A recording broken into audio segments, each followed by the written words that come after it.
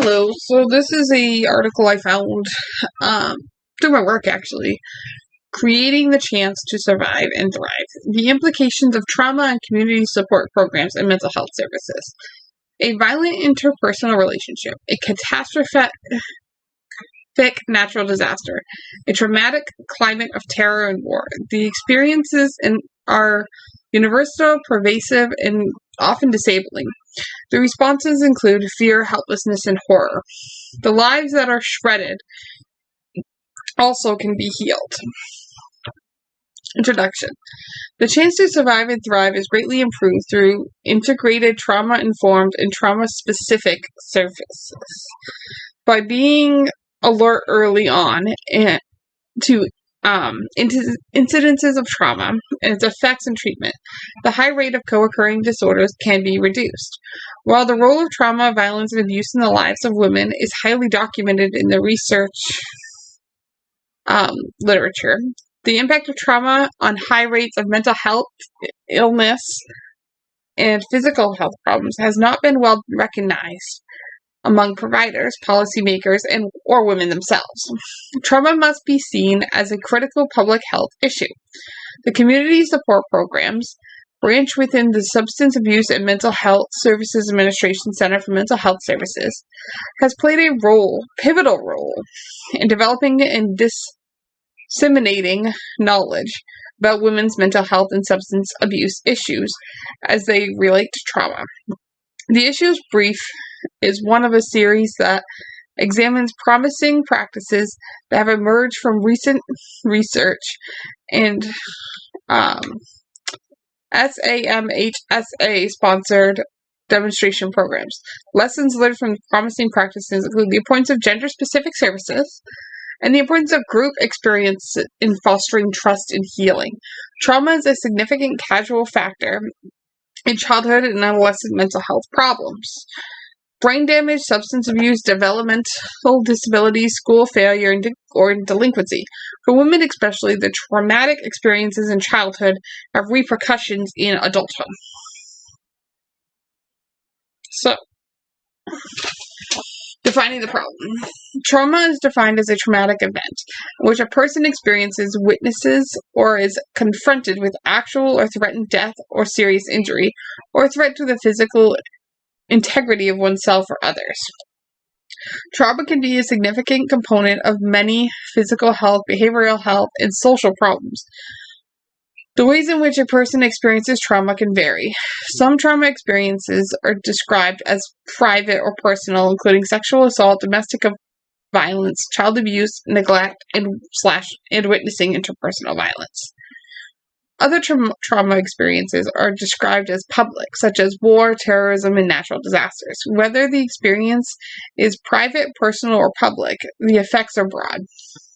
Personal experiences of trauma are often the result of intentional, repetitive incidents of physical, emotional, or sexual abuse, and may extend over periods of a person's life.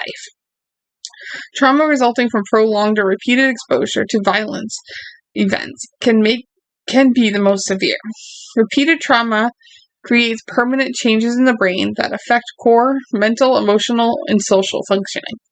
Often persons who have experienced trauma are subjected to additional traumatic experiences called re-traumatization, as they live lives impacted by poverty, homelessness, and interpersonal violence. Public experiences of trauma are a central mental health concern for communities in larger regions. Disasters can induce severe and long-term trauma, particularly in those with prior histories of mental health problems, addiction, or previous traumas. Many disaster survivors recover from grief and shock after a few months.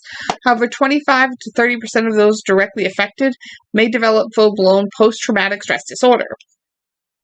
Exposure to the public trauma can increase trauma symptoms in those with previous trauma histories, PTSD symptoms, and/or substance abuse problems. The reoccurrence of thoughts, emotions, symptoms, and anxiety levels, like those associated with the previous traumas, can cause a kind of relapse, resulting in an increased suicide rates and an increased demand on mental health services. Identifying the effects. Trauma due to physical and or sexual places individuals, especially women, at a higher risk of co-occurring mental health and substance abuse disorders. The prevalence of violence and trauma is so great that it affects the lives of women, men, and children and extends across cultures and socioeconomic classes. Trauma tends to be a central problem or contributing factor for people seeking services in systems relating to co-occurring disorders, aging, criminal justice, mental health, and substance abuse. For example, 70 to 80% of mental health clients have severe trauma histories. 90% or more of women in jails and prisons are victims of physical or sexual abuse.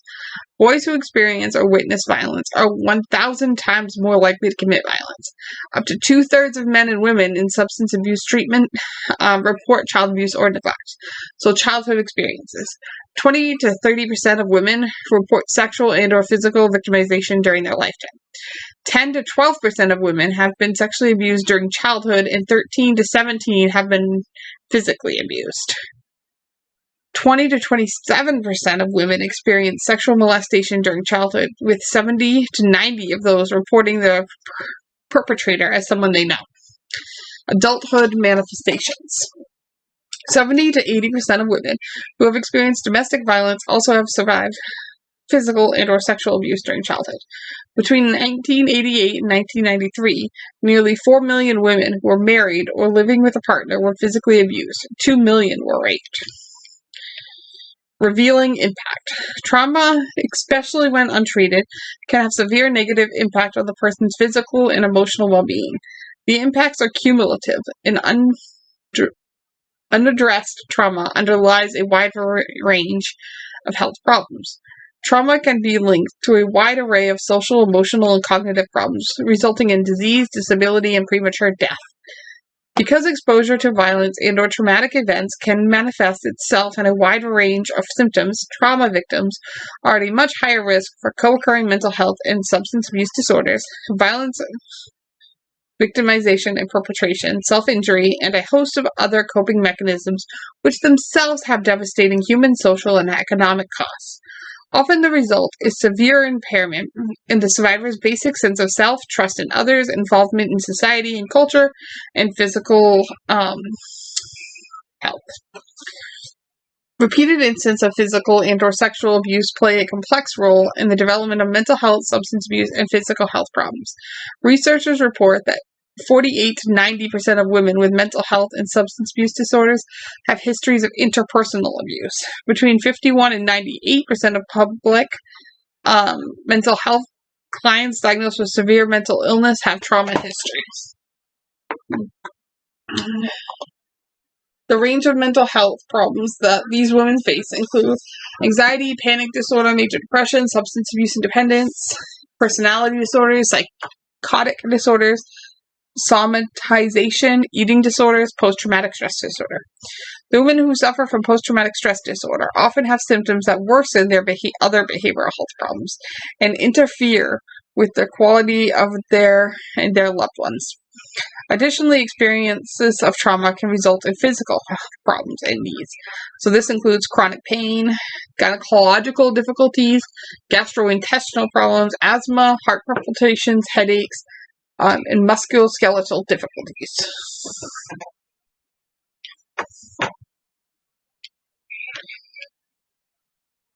In 2000, the economic costs of untreated trauma-related alcohol and drug abuse alone were estimated at $160.7 billion. The SAMHSA-sponsored Women Co-occurring Disorders in Violence study created trauma-informed and trauma-specific services that acknowledged and responded to the profound impact trauma has on the lives of many women. The Women Co-occurring Disorders and Violence study has raised awareness of women's service needs, bringing trauma to the forefront for the first time. I can't read that. It's too small for me to read. But anyway, so you get the point. So, women need services special to them because they have different needs and trauma than male clients. So, seeking the solution through systems and services. Creating trauma-informed systems and trauma-specific services will assist in addressing the treatment and support needs of survivors of trauma. The nature and impact of trauma remain underexposed in the service system, leaving many women to suffer from misdiagnosis, mistreatment, and absence of integrated care, and the inability to actively participate in their own treatment. Service providers and policymakers must gain a better understanding of trauma and its interrelation with co-occurring disorders in order to effectively treat survivors of trauma. State and local policymakers can play a pivotal role in increasing trauma awareness and addressing lack of continuity in trauma services by improving access to and availability of trauma-related services, and by helping to create trauma-informed systems. So trauma-informed systems are those in which all components are given service systems and have been recognized and evaluated in the light of the basic understanding of the role that violence plays in the lives of the people seeking mental health and addiction services.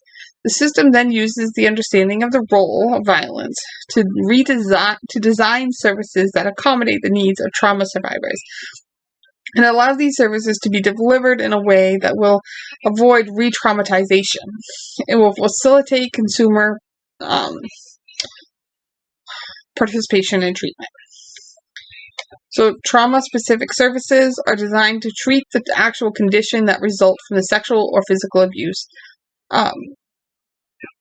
Trauma or trauma-specific service models should be delivered within the context of a relational approach that is based upon the empowerment of the survivor and the creation of new connections. When seeking the solution to the health concerns created by trauma, state, and local entities, it can take a series of steps that include, but are not limited to, those listed on the next page. So this is a continuation of this black part, but I, once again, can't read it. So improve access to and availability to trauma-related services, make trauma recovery consumer-driven, based on hope, self-determination, and empowerment, stressing the importance of listening to and hearing the experiences of trauma survivors. Eliminate disparities among trauma, mental health, and social services, make early screening for trauma, assessment of impact trauma, and referral for integrated trauma services, common practice. Help create a trauma-informed service center. Deliver excellent trauma, mental health, and substance abuse integrated care. Create workforce orientation, training support, competencies, and job standards related to trauma. Develop systems integration, coordination between and among those systems of care that serve persons with trauma histories and include lifespan perspective. So that's it, really. And then they have together community support programs and mental health services can continue to advance and change and advance the chance to survive and thrive. So that's it for this video. Thank you for watching.